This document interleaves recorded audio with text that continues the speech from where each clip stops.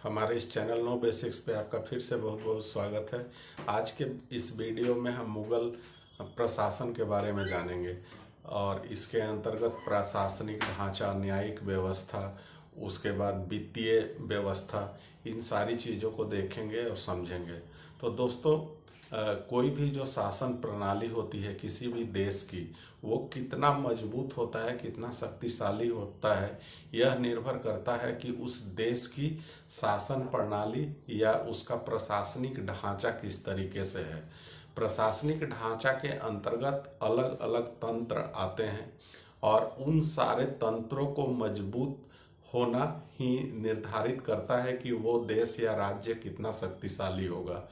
तो मुगल पीरियड को अगर देखेंगे तो मेडिएवल हिस्ट्री का, मेडिएवल इंडिया का सबसे मजबूत जो व्यवस्था उभर कर आती है वो मुगलों की ही आती है। उन्होंने काफ़ी लंबे समय तक शासन किया, लगभग 300 साल तक उनका शासन रहा भारत में। 1526 में मुगल शासन की स्थापना हुई और कम से कम औरंगजेब के समय तक लगभग 200 वर्षों तक उन्होंने बहुत मजबूती से शासन किया। हालांकि औरंगजेब के बाद में जो मुगल शासक आते हैं वो कमज़ोर होते हैं, अयोग्य होते हैं सॉरी। और धीरे धीरे मुगल शासन जो है वो खत्म हो जाता है, समाप्त हो जाता है। लेकिन फिर भी उनका शासन मुगलों का भारत पर करीब 350 साल तक चलता है। तो इसी प्रशासनिक व्यवस्था को हम आज के इस वीडियो में समझेंगे, उनकी कर व्यवस्था को जानेंगे, सिक्कों के बारे में जानेंगे, इन सारी चीज़ों को देखते हैं। तो शुरुआत करते हैं। प्रशासनिक ढांचा क्या था? तो पूरा जो साम्राज्य था, अर्थात पूरा जो भारत था, उसे एक साम्राज्य कहा गया, मुगल साम्राज्य। इसको अलग अलग राज्यों में बांटा गया। राज्यों को ही सूबा कहा जाता था और सूबा जो है वो अलग अलग जिलों में बटा हुआ था। एक तरीके से कह लें कि जिलों में बटा हुआ था और इसे सरकार कहा जाता था। सरकार जो है वो प्रखंड, वर्तमान समय से अगर तुलना करें तो ये प्रखंड या अंचल के समान था और इसे परगना कहा जाता था। परगना के नीचे कई गांव आते थे। तो प्रशासनिक ढांचा की जो सबसे सर्वोच्च शिखर पे था वो साम्राज्य होता था और सबसे निचले पायदान पर गांव की व्यवस्था होती थी। तो इसी तरीके से मुगलों का शासन चलता था। अब यहाँ पे प्रशासनिक ढांचा को अगर देख लें तो यहाँ पर केंद्रीय प्रशासन काम करता है। सूबे में प्रांतों की शासन व्यवस्था, जैसे वर्तमान समय में भी केंद्र के स्तर पर हमारे यहाँ एक सरकार है, राज्यों के स्तर पर अलग अलग सरकारें हैं। केंद्र के स्तर पे मुख्य रूप से प्रधानमंत्री का रोल होता है, हालांकि संवैधानिक प्रमुख तो राष्ट्रपति होते हैं। उसी तरीके से प्रांतों में या राज्यों में मुख्यमंत्री कार्यपालिका के प्रधान होते हैं और राज्यपाल संवैधानिक प्रमुख होते हैं। लेकिन उस समय की जो व्यवस्था थी ये राजतंत्रात्मक व्यवस्था थी। राजतंत्रात्मक तरीके से ही इसकी बात होगी। उसी तरीके से हमारे यहाँ जो अलग अलग जिले बने होते हैं उसके प्रमुख होते हैं देखने वाले, जिलाधिकारी होते हैं। प्रखंड स्तर पर प्रखंड विकास पदाधिकारी, अंचलाधिकारी होते हैं। गांव के स्तर पे ग्राम प्रधान या मुखिया होते हैं। तो ये लगभग वर्तमान स्थिति से तुलना करके मुगलों के शासन व्यवस्था को आप अच्छी तरीके से समझ सकते हैं। तो अब हम आते हैं जो पहली इकाई, केंद्रीय प्रशासन, वो क्या था। तो केंद्रीय प्रशासन जो सबसे प्रमुख जो होता था, इसके शीर्ष पर होता था, जिसे राजा होता था। और मुगल शासन में राजा को बादशाह कहा जाता था। बादशाह अकबर, बादशाह बाबर, बादशाह शाहजहां, तो बादशाह कहकर पुकारा जाता था उन्हें। बादशाह के अंतर्गत एक मंत्री परिषद होती थी और ये मंत्री परिषद ही काम करती थी। मुख्य रूप से शासन प्रशासन का सारा जो जिम्मा होता था वो मंत्री परिषद की होती थी और ये बादशाह के अंतर्गत होती थी। अब मंत्री परिषद में कौन कौन से प्रमुख विभाग थे उनको हम देख लेते हैं। तो शुरू के वर्षों में 4-5 ही विभाग मुख्य रूप से काम करते थे, लेकिन अलग अलग समय में अलग अलग बादशाहों ने अपनी कह लें कि नीति के अनुसार कुछ अलग अलग विभाग भी स्थापित किए, तो अलग अलग विभाग जुड़ते चले गए। तो जितने विभागों की हम बात कर रहे हैं, ऐसा नहीं था कि ये सारे विभाग सारे ही बादशाहों के समय में थे, परंतु इनकी भूमिका अलग अलग राजाओं के समय में भी थी। तो उनके काम क्या होते थे उनको हम समझने की कोशिश करेंगे। तो मंत्री परिषद का जो सबसे प्रमुख पद होता था वो वजीर होता था, या इसे ही दीवान भी कहा जाता था, वकील भी कहा जाता था। हालांकि वजीर, दीवान और वकील तीनों के अलग अलग काम थे। दीवान का काम मुख्य रूप से वित्त से जुड़ा हुआ मामला होता था। वकील का भी जो काम होता था वो राजस्व से जुड़ा हुआ मामला होता था। और वजीर एक तरीके से कह लें कि सेना और वित्त दोनों मामलों को वो सम्मिलित रूप से देखा करते थे। अकबर के समय में क्या हुआ कि इन तीनों को मिलाकर एक पद बनाया गया प्रधानमंत्री का। तो प्रधानमंत्री का पद भी काफी बादशाहों ने रखा, और बाद के समय में प्रधानमंत्री का पद हालांकि समाप्त भी हो जाता है। तो अकबर के समय में उसका संरक्षक जो बैरम खान था उसी को प्रधानमंत्री बनाया गया था, और उसी के अंतर्गत तीनों विभाग थे। वजीर भी था बैरम खान, उसके बाद वो वकील भी था, और साथ में दीवान भी था। तो ऐसे मुख्य रूप से जो प्रधानमंत्री जो होते थे उनका काम वित्तीय मामले होता था।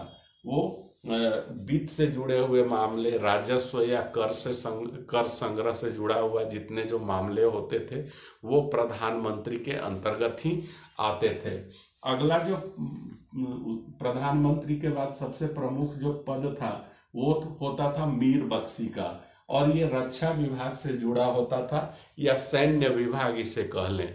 तो यहाँ पे एक बात और भी महत्वपूर्ण है कि यहाँ पे जो रक्षा विभाग है तो ये सेनापति नहीं होते थे, बल्कि वर्तमान समय के अनुसार अगर तुलना करें तो आज हमारे जो रक्षा मंत्री होते हैं ठीक उसी प्रकार से मीर बख्शी का भी पद होता था। सेनापति अलग होते थे, वो युद्ध क्षेत्र में सैनिकों का नेतृत्व करने वाले लोग होते थे जो कि सेनापति कहलाते थे, और मीर बख्शी आज के रक्षा मंत्री की तरह होते थे। हालांकि कई मामलों में अलग अलग लोग, जैसे बैरम खान प्रधानमंत्री थे लेकिन वो भी कई युद्धों में नेतृत्व करते हैं, सेनापति भी होते हैं, लेकिन उनका काम सेनापति का और प्रधानमंत्री का, या सेनापति का या मीर बख्शी का, दोनों का अलग अलग है। अगर सामान्य काल में अगर देखें तो मीर बख्शी का काम होता था कि सेना की भर्ती, उनसे वेतन, उन सेना किस तरीके से संचालित होगी उससे संबंधित नियम कानून, उनके वेतन भत्ते, इन सब चीज़ों का जो काम होता था वो मीर बख्शी के अंतर्गत होता था। उसके बाद अगला प्रमुख पद जो होता था सद्र उल सद्र का होता था। ये धार्मिक मामलों से जुड़ा हुआ विभाग था। काजी उल कजात, ये न्याय विभाग से जुड़ा हुआ मामला था। तो यहाँ पे हालांकि न्याय विभाग से जो जुड़ा हुआ मामला है, तो काजी जो है वो ऐसे तो प्रधान न्यायाधीश होते थे। सामान्य जो मामले होते थे उन मामलों में प्रधान न्यायाधीश काजी उल कजात ही होते थे, और ये मुख्यतः मुख्य काजी जो होते थे वही हुआ करते थे। लेकिन जो बड़े बड़े मामले होते थे उन सब मामलों की देखरेख या सुनवाई बादशाह खुद भी करते थे। तो बादशाह सर्वोच्च है। अगर बादशाह अगर किसी मामले को देख रहे हैं तो बादशाह ही चीफ जस्टिस कह लें कि वो प्रधान न्यायाधीश है। लेकिन सामान्य जो केस होते थे, मामले होते थे, उनके लिए काजी उल कजात। मुहतसिब का पद औरंगजेब के समय में काफी महत्वपूर्ण हो गया था। मुहतसिब क्या देखता था, तो प्रजा के नैतिक आचरण को ये देखता था। मुगलों के समय में इस बात का काफी ध्यान रखा जाता था कि प्रजा जो है वो अपने नैतिक आचरण उच्च कोटि का रखे, अर्थात धर्म के अनुसार से वो काम करे, कोई अनैतिक कार्य नहीं करे। लेकिन बाद के समय में क्या होता है, खास करके औरंगजेब के समय में, कि बहुत कड़े कड़े नियम बना दिए गए, शासन का आधार शरिया को बनाया गया, कुरान को बनाया गया। तो वैसी स्थिति में जो मुहतसिब का पद था वो काफी ज्यादा महत्वपूर्ण हो गया था। उनका एक और काम जो जोड़ दिया गया था कि मंदिरों को तोड़ने की जिम्मेवारी भी उन्हें दी गई थी, कि कोई भी मंदिर ना बन सके तो मंदिरों को तोड़ने की जिम्मेवारी, मंदिर को बनाए जाने से रोकने की जिम्मेवारी। उसके बाद इस्लामिक परंपरा या शरीयत के अनुसार प्रजा आचरण कर रही है या नहीं कर रही है, इन सारी चीजों की देखरेख यही मुहतसिब नाम का अधिकारी किया करता था। उसके बाद एक और पद बनता है मीरे समा। तो ये क्या करता था, ये राजसी देखभाल करता था, खान पान, तो खाने समा भी इसे कहा जाता था। तो राजसी देखभाल मतलब जो राजसी परिवार होता था, बादशाह और उससे जुड़े हुए जितने लोग होते थे, उसके पारिवारिक लोग भी और नजदीकी लोग भी या मंत्रीगण कह लें, तो उन सारे लोगों की देखभाल करना, उनकी जो रोजमर्रा की जो जरूरतें हैं उनकी व्यवस्था करना, पूरा करना, खान पान की देखरेख करना, इन सबों के लिए एक पद बनाया गया था। उसे ही कहा गया मीरे समा या खाने समा। इसके बाद एक और महत्वपूर्ण पद था मीरे आतिश। तो मीरे आतिश मुगल काल में एक काफी महत्वपूर्ण पद था और ये सैन्य मामलों से जुड़ा हुआ पद था। इसमें मीरे आतिश क्या होता था, तो तोप खाने का प्रमुख होता था।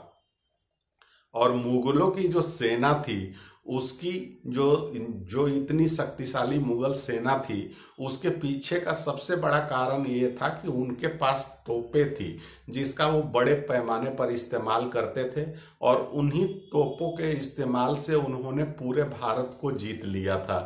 तो बाबर के समय से ही भारत में तोपों का इस्तेमाल बड़े पैमाने पर होना शुरू हो चुका था। तो इसके लिए एक पद बनाया गया था जिसे मीरे आतिश कहा गया। दरोगाए डाक, ये गुप्तचर व्यवस्था से जुड़ा हुआ विभाग था और साथ में पत्र व्यवहार भी देखा करता था। वाकिया नवीस, वाकिया मतलब खबर होता है, नवीस मतलब लिखने वाला, तो जो समाचार को लिखता था उसे वाकिया नवीस। खुफिया नवीस, जो गुप्त पत्र व्यवहार की जिम्मेवारी जिनके ऊपर होती थी उससे जुड़ा हुआ विभाग था, पद था। उसके बाद दीवाने तन, ये वेतन और जागीर को देखा करता था। जो अधिकारी और पदाधिकारी लोग होते थे उनके वेतन भत्ते और उन्हें जो जागीरें दी जाती थी, उन सब मामलों की देखरेख के लिए ये अधिकारी होता था, दीवाने तन। उसके बाद एक और जो पद होता था वो था मीरे वहर का, और ये क्या था, तो जल सेना का प्रमुख होता था। तो दोस्तों, मुगलों के समय में हालांकि जल सेना का विकास तो हुआ था, नौसेना का विकास शुरू प्रयास किया गया था, लेकिन वो उतनी विकसित अवस्था में नहीं होता है। और यही कारण होता है कि बाद में जो मुगल होते हैं, मुगल शासक होते हैं, वो अंग्रेज, पुर्तगीज, डच, इन सबों का वो मुकाबला नहीं कर पाते हैं, क्योंकि उनकी एक उन्नत जल सेना थी और मुगलों ने जल सेना के विकास में उतना ज़्यादा ध्यान नहीं दिया। इस क्षेत्र में अगर किसी ने ध्यान देना शुरू किया तो वो था शाहजहां। शाहजहां ने जल सेना के विकास के लिए काम करना शुरू किया। वो जहाज़ों के निर्माण पर ध्यान देता है, लेकिन इसमें उसे सफलता नहीं मिलती है। इसके बाद हम आते हैं, एक महत्वपूर्ण शब्द आता है सरखत। तो सरखत क्या है कि ये एक प्रकार का पत्र होता था, और इस पे मीर बख्शी का साइन होता था। और सैनिकों के वेतन भत्ते तभी मिलते थे जब सरखत पर मीर बख्शी का साइन हो जाता था, तभी जाके सैन्य कर्मी, सेना से जुड़े हुए जो भी लोग होते थे उनको वेतन दिए जाते थे। तो उससे जुड़ा हुआ ये पत्र होता था, सरखत। अच्छा, यहाँ पे न्याय व्यवस्था की हम एक बार और बात कर लेते हैं। न्याय व्यवस्था के सर्वोच्च शिखर पर बादशाह होता था और काजी होता था, और अलग अलग स्तरों पे जैसे प्रांतों के स्तर पर भी न्यायाधीश रखे जाते थे। उसके बाद सरकार के स्तर पे भी रखे जाते थे, परगना के स्तर पर भी न्यायाधीश रखे जाते थे, और कठोर न्याय व्यवस्था थी। आंख के बदले आंख वाली नीति पे न्याय किया जाता था, और न्याय का आधार शरिया होता था, कुरान होता था। लेकिन न्याय में एक रूपता नहीं होती थी। जब राजा बदल जाते थे, बादशाह बदल जाते थे, तो उसी प्रकार से न्याय का ढंग भी बदल जाता था। हालांकि अकबर के समय एक अच्छी न्याय व्यवस्था थी और लोगों को समान रूप से देखा समझा जाता था। फिर भी मुसलमानों के पक्ष में ये ज़्यादा झुका हुआ था। जहांगीर ने न्याय व्यवस्था को ज़्यादा दुरुस्त करने के लिए अपने आगरा के किले के बाहर सोने की बनी हुई जंजीरें टंगवाई थी, जिसमें घंटियां बंधी होती थी, और जिसे भी न्याय पाने की इच्छा होती थी वो उन घंटियों को बजाकर डायरेक्ट जो है सो बादशाह को अप्रोच कर सकता था, और बादशाह उस मामले में न्याय करते थे। लेकिन जैसे जैसे और समय बीतता है, औरंगजेब का जब समय आता है, तो न्याय व्यवस्था पूरी तरीके से शरिया पे आधारित हो जाती है, और मुस्लिमों को बल्कि कम दंड दिया जाता है, और हिंदुओं या गैर मुस्लिमों को कह लें तो ज़्यादा दंड दिया जाता है। अगर एक ही प्रकार का अगर ये किया गया है, कोई गैर कानूनी काम किया गया है, तो एक ही मामले में अगर मुस्लिम और गैर मुस्लिम होते थे तो उनके सजा में अंतर होती थी। तो इस तरीके से मुगलों की न्याय व्यवस्था उतनी उच्च कोटि की नहीं थी, इसमें एक रूपता का अभाव था। तो ये आप ध्यान में रखिएगा। अब हम आते हैं प्रांतीय शासन व्यवस्था पर। तो मुगलों के समय में प्रांतों को सूबा कहा जाता था, और इसके प्रमुख को सूबेदार कहा जाता था। सूबेदार या गवर्नर भी कहा जाता था, और राजसी परिवार से जुड़े हुए लोग ज्यादातर सूबेदार या गवर्नर बनाए जाते थे। और ऐसा कहा जाता है कि सूबेदार का जो पद था वो बादशाह होने की एक ट्रेनिंग थी। तो ट्रेनिंग के लिए उन्हें पहले सूबेदार बनाया जाता था, गवर्नर बनाया जाता था, और बाद में जाकर वो बादशाह बनते थे। तो प्रांतों के जो प्रमुख होते थे वे सूबेदार बनते थे, और सूबेदार जो होते थे बादशाह के परिवार से जुड़े हुए होते थे, या उनके नजदीकी लोग होते थे, या उनके रिश्तेदार विश्वस्त लोग होते थे। अब और अन्य कौन कौन से पद होते थे? तो एक दीवान का पद होता था, जिनका काम वित्त और राजस्व से जुड़ा हुआ मामला होता था। यहाँ जो है सो करों का संग्रह इनका काम होता था। लेकिन एक बात यहाँ पे ध्यान देने की है कि ये जो राज्यों के जो दीवान होते थे वो केंद्रीय स्तर के दीवान के अंतर्गत ही काम करते थे। उसका तरीका यह होता था कि प्रांतीय स्तर पर करों का संग्रह किया जाता था और उसे केंद्रीय स्तर पे भेज दिया जाता था उन करों को संग्रह करके। तो ये एक इंडिपेंडेंट दीवान नहीं होते थे कि वो अपनी इच्छा से या सूबेदार की इच्छा से ही सारा वो धन खर्च कर दे, अपने में ही धन खर्च कर दे अपने सूबे पर ही। ये आज़ादी उन्हें नहीं होती थी। बख्शी का भी पद होता था और ये सेना से जुड़ा हुआ प्रमुख पद होता था, जो कि राज्यों की देखरेख के लिए होता था। राज्यों के पर कोई अगर त्वरित आक्रमण हो रहा है तो अगर केंद्रीय सेना अगर नहीं पहुंच पा रही है, पहुंचने में वहां समय लगेगा, तो उसको 2400 घंटे जो सिर्फ उसी राज्य में रहकर, उसी सूबे में रहकर उसकी रक्षा का दायित्व तो संभाले, उसके लिए सेना रखी जाती थी। और उसका प्रमुख जो होता था वो बख्शी होता था। कोतवाल का काम मुख्य रूप से दो तरीके का होता था। एक तो न्याय करना भी उसका काम होता था, दूसरा पुलिस वाली काम, जो वर्तमान समय में पुलिस जो काम करती है, आंतरिक सुरक्षा को मजबूत बनाती है, मेंटेन करती है। तो आंतरिक सुरक्षा को मेंटेन करना, कानून व्यवस्था को बनाए रखना ये कोतवाल का काम होता था। अब सूबों की अगर बात करें तो अलग अलग जो है बादशाहों के समय में सूबों की संख्या घटती बढ़ती रही है। जैसे बाबर जब आया था उसने जस्ट मुगल वंश की स्थापना ही की थी और मात्र 4 सालों तक वो शासन कर पाता है। उसके बाद हुमायूं आता है, उसका भी जो शासन काल होता है उथल पुथल भरा होता है, उसे भागना भी पड़ता है भारत से बीच के 15 वर्षों के लिए। तो अकबर के समय में यह मुख्यतः ज्यादा अस्तित्व में आया। अकबर के समय में जो सूबों की संख्या थी 12 थी और बाद के समय में बढ़कर 15 हो जाती है। 3 सूबे अकबर के समय में जुटते हैं, वो होते हैं खानदेश, बरार और अहमदनगर। उसके बाद जहांगीर के समय में सूबों की संख्या 15 ही रहती है, बल्कि जहांगीर के समय में कांगड़ा को जीता तो जाता है लेकिन ये लाहौर के अंतर्गत इसे रख दिया जाता है और लाहौर अपने आप में एक सूबा पहले से ही था। शाहजहां के समय में 15 से बढ़कर सूबों की संख्या 18 हो जाती है और नए सूबे जो जुड़ते हैं वो होते हैं कश्मीर, थट्टा और उड़ीसा। औरंगजेब के समय में 18 से बढ़कर 20 या 21, कहीं कहीं दिया गया है 20, कहीं 21। तो इस समय में क्या होता है कि बीजापुर एक जुटता है, गोलकुंडा जुटता है और असम जुटता है। 3 राज्य इसके समय में जुटते हैं।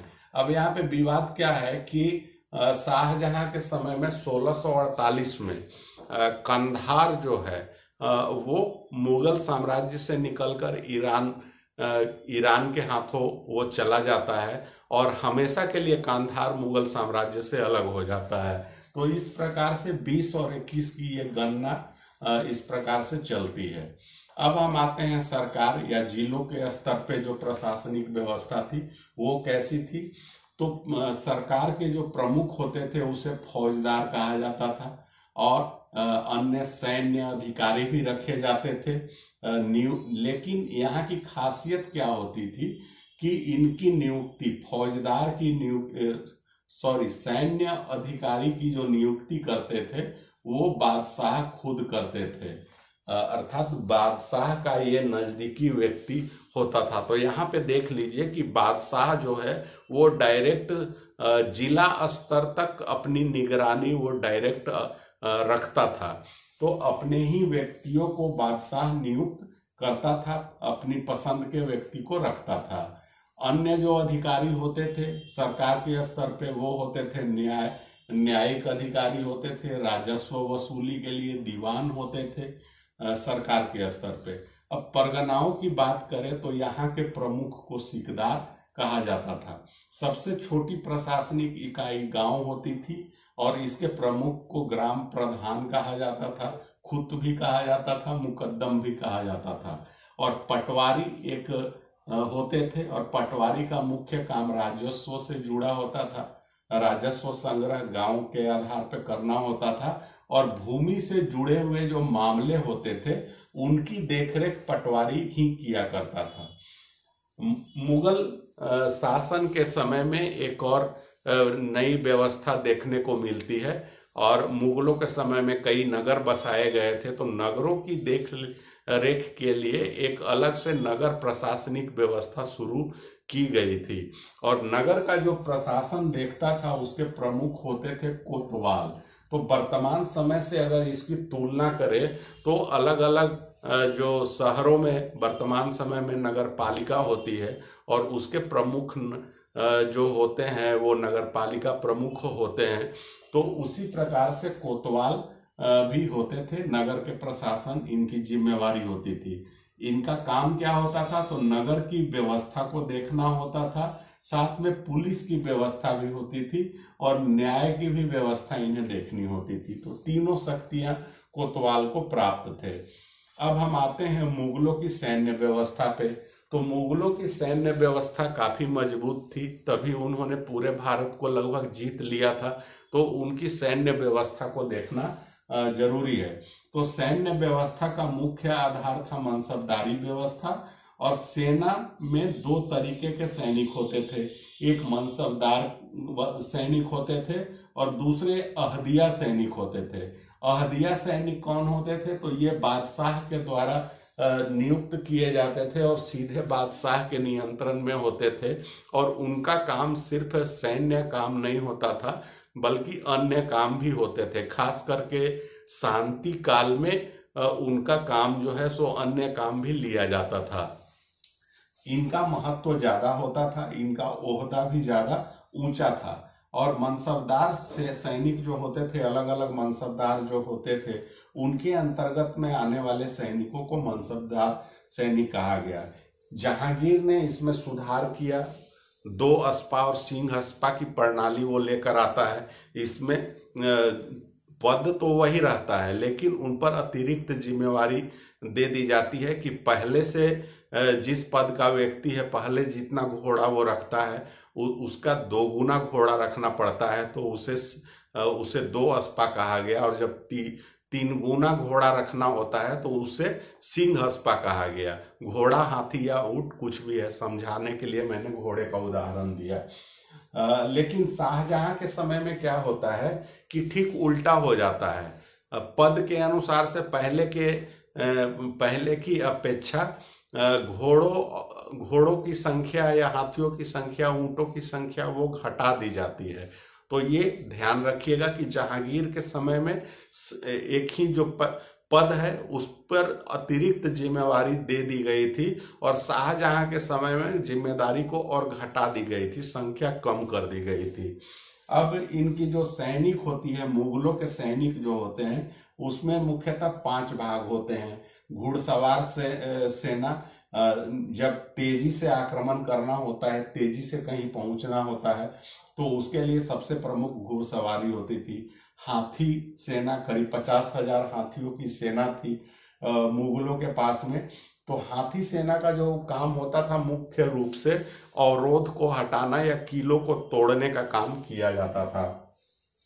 मुगल सेना की सबसे बड़ी खासियत थी तोप, और तोप का इस्तेमाल मुगल सेना बड़े पैमाने पर करते थे। जल सेना के विकास का काम इन्होंने शुरू ही किया था। शाहजहां ने इसके विकास में, जल सेना के विकास में विशेष ध्यान दिया था। पैदल सेना, अब पैदल सेना में 2 तरीके के सैनिक होते थे। बंदूकबाज होते थे, जो उनके पास बंदूकें होती थी और वो बंदूक चलाते थे। दूसरे को शमशीर कहते थे या तलवारबाज भी कहते थे, इनके हाथों में तलवार होते थे, या बंदूक छोड़ के अन्य अस्त्र या शस्त्र होते थे, जैसे तलवार हो, भाला हो या गणासा हो। इस तरीके के जो पारंपरिक अस्त्र हुआ करते थे, अस्त्र शस्त्र, उन लोगों को शमशीर कहा गया था। अब हम मुगलों के वित्त व्यवस्था को हम देखते हैं। तो वित्त व्यवस्था का जो मुख्य आधार था मुगलों का, वो मुख्य रूप से भूमि कर ही था, भू राजस्व ही था। और जितने भी आय प्राप्त होते थे उसमें सबसे बड़ा योगदान भू राजस्व का ही होता था। इसके अंतर्गत जप्ती और दहसाला 2 पद्धतियां लाई गई थी। दहसाला, ये जप्ती व्यवस्था टोडरमल के द्वारा लाई गई थी। और टोडरमल कौन था? तो पहले वो शेर शाह सूरी के यहाँ राजस्व अधिकारी या भूमि अधिकारी हुआ करता था, और भूमि से जुड़ा हुआ सुधार शेर शाह के समय में वो करता है। तो वही टोडरमल अकबर के दरबार में भी आता है और उसको जगह दी जाती है, और वो अकबर के 9 रत्नों में से होता है। तो भूमि सुधार से जो सबसे बड़ा योगदान है वो उसी का है। जप्ती व्यवस्था है, तो जप्ती व्यवस्था में क्या होती थी कि जमीन किसी को दे दिया जाता था। एक तरीके से जो जमींदारी व्यवस्था बाद में अंग्रेजों के समय में आई, तो उसकी शुरुआत मुगलों के समय में ही होती है। उसकी शुरुआत कह लें तो जप्ती व्यवस्था से ही होती है। एक निश्चित समय के लिए किसानों को या कह लें लोगों को जमीन दे दिया जाता है और उसका कर निर्धारित कर दिया जाता है। जमीन की उर्वरता के आधार पे, उसमें किस प्रकार के फसल हो रहे हैं उसके आधार पे बहुत सारे फैक्टर को कंसीडर करके एक कर निश्चित किया जाता था और वो दे दिया जाता था, और यही व्यवस्था बाद में जमींदारी व्यवस्था के रूप में विकसित हुई। 10 साला व्यवस्था 10 साल के लिए फसलों के उत्पादन, उसका मूल्य, उसके बिक्री मूल्य, इन सब चीजों को ध्यान में रखते हुए कर निर्धारित किया जाता था और 10 साल के लिए दिया जाता था। भूमि कर को अगर देखें तो 1/3 से लेके एक आधा तक होता था, मतलब 33% से लेके 50% तक, और औरंगजेब के समय में ये 2/3 तक भी भूमि कर लिया जाता था। भूमि के अलग अलग किस्म निर्धारित करके कर निर्धारित किया जाता था। तो भूमि मुख्यतः 4 प्रकार के थे। पोलज भूमि, जिसमें हर साल खेती होती थी, वैसी जमीनों को कहा जाता था। परती भूमि, जिसमें बीच में 1-2 साल के लिए गैप हो जाता था, वैसी को परती भूमि। चाचर भूमि 3 से 5 साल जिस पर गैप हो जाता था, फसल नहीं लगाई जाती थी, तो वैसी भूमि को चाचर भूमि कहा जाता था। और बंजर भूमि वैसी जमीन को कहा जाता था जिस पर कभी कभी 5 साल से ज्यादा समय के लिए भी कोई खेती नहीं हो पाती थी, तो वैसी भूमि को बंजर भूमि कहा जाता था। बटाईदारी की भी व्यवस्था मुगलों के समय में देखी गई है, जो आज के समय में भी बटाईदारी व्यवस्था चलती है। उसमें मुख्य रूप से आधा आधा अनाजों को बांट लिया जाता है। लेकिन मुगलों के समय में 3 तरीके की बटाई चलती थी। एक था खेत बटाई। इसमें क्या होता था कि जब फसल उग जाती थी खेत में और जब कटने की बारी होती थी, तो खेत में ही फसल को बिना कटे हुए ही बंटवारा हो जाता था, खेत में ही, तो उसे कहा जाता था खेत बटाई। दूसरे प्रकार की जो बटाई की श्रेणी थी वो थी लंक बटाई। उसमें फसल को खेत से काटकर खलिहान में लाया जाता था और बिना भूसी निकाले बंटवारा जो होता था, तो उसे लंक बटाई कहा जाता था। और तीसरी जो बटाई होती थी उसे रास बटाई कहा जाता था। इसमें क्या था कि अनाज से भूसी निकाल दिया जाता है और पूर्ण रूप से जो शुद्ध अनाज होता है, जिसका कि डायरेक्ट खाने में इस्तेमाल किया जाता है, तो उस अनाज का बंटवारा होता था, उसे रास बटाई कहा गया। तकावी व्यवस्था क्या है? ये कृषि ऋण था। इसमें क्या होता था कि सरकार कह लें या राज्य की ओर से किसानों को ऋण की व्यवस्था की जाती थी। खेती करने के लिए कृषि ऋण दिए जाते थे, तो उसी कृषि ऋण को तकावी कहा जाता था। किसानों के भी अलग अलग प्रकार देखे गए हैं। खुद काश्त एक होते थे, जिनकी खुद की अपनी जमीन होती थी और उस पर वो खेती किया करते थे, तो उन्हें खुद काश्त कहा जाता था। बही काश्त, जिनकी अपनी जमीनें नहीं होती थी, वो बाहर के किसान आते थे और पट्टे पर जमीन लेकर खेती करते थे, उन्हें बही काश्त कहा जाता था। मुजारियत भी बाह्य किसान ही होते थे, लेकिन उनके टर्म कंडीशन में फर्क होता था। वो था कि अनाज वगैरह या अन्य शर्तों पे वो खेती करते थे और जमीन का जो एक्चुअल मालिक होता था उससे कौन सी शर्त बैठती है, उन्हीं शर्तों पर वो खेती किया करता था, तो वैसे को मुजारियत कहा गया। अगर कर को देखें तो अन्य कर कौन कौन से थे? तो अन्य बहुत सारे कर थे, जैसे राहदारी थी, पानदारी थी, इस तरीके के कर थे। इसको हमने पहले ही देख लिया है। अब हम आते हैं सिक्कों की व्यवस्था पर। तो मुगलों के समय में बहुत लंबे समय तक मुगलों ने भारत पर शासन किया, तो इन्होंने सिक्के जारी करवाए थे और वो बाबर से ही शुरुआत उसकी हो जाती है। तो बाबर ने 2 तरीके के सिक्के जारी करवाए थे, दोनों चांदी के थे। एक था शाहरुख सिक्का, जो कि काबुल के क्षेत्र में चलाया गया था, और दूसरा था बाबरी सिक्का, ये कांधार में चलाया गया था। उसके बाद अकबर के समय में बहुत बड़े पैमाने पे सिक्के चलाए जाते हैं। सोने के जो सिक्के होते थे उन्हें इलाही कहा जाता था। चांदी के जो सिक्के होते थे उन्हें जलाली सिक्का कहा जाता था। और इनकी खासियत क्या थी कि ये सिक्के चकोर होते थे, चांदी के जो सिक्के होते थे जलाली सिक्के। तो ये काफी महत्वपूर्ण है कि जलाली सिक्कों का आकार क्या था, तो चकोर आकार का था, वो गोलाकार नहीं होते थे। उसके अलावा तांबे के दाम भी जारी किए गए थे। और एक और खासियत होती है अकबर के समय में कि सिक्कों पर राम और सीता की मूर्ति भी या चित्र भी खुदे हुए होते थे।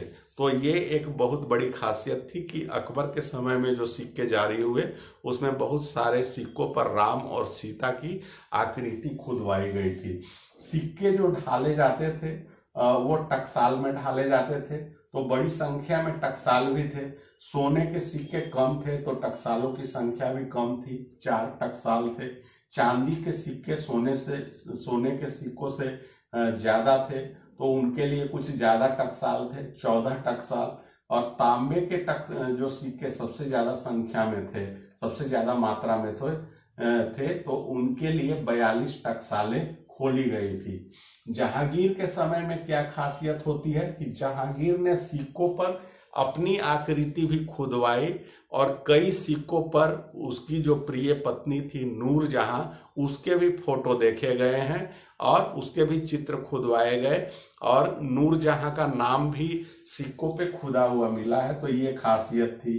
शाहजहां के समय की खासियत थी कि इसने आना सिक्के, जो 4 आना 8 आना ये सब जो आपने नाम सुना होगा, तो वही आना है। तो आना सिक्कों का प्रचलन शाहजहां ने करवाया था। औरंगजेब ने क्या किया था सिक्कों से संबंधित, तो सिक्कों पे पहले कलमा खुदवाया जाता था। तो औरंगजेब सिक्कों पर कलमा खुदवाना बंद कर दिया। इसके पीछे का उसका तर्क ये था कि ये सिक्के जो हैं वो नॉन मुस्लिम्स के पास भी, गैर मुसलमानों के हाथों में भी जाता है, तो उनके पास अगर जो सिक्के जा रहे हैं उस पर कलमा खुदा हुआ है तो वो अशुद्ध हो जाता है। तो इसलिए उसने सिक्कों पर कलमा खुदवाना बंद करवा दिया। तो ये था दोस्तों आज का हमारा वीडियो मुगल प्रशासन से जुड़ा हुआ। उम्मीद करता हूं कि ये आपको अच्छे से समझ में आया होगा, और अगर वीडियो पसंद आया हो तो आप इसे लाइक करिए, शेयर करिए दोस्तों के बीच में, स्टूडेंट्स के बीच में। इस चैनल को सब्सक्राइब कर लीजिए, नोटिफिकेशन वाली घंटी जरूर से बजा दीजिए। फिर मिलते हैं नेक्स्ट वीडियो में, तब तक के लिए धन्यवाद।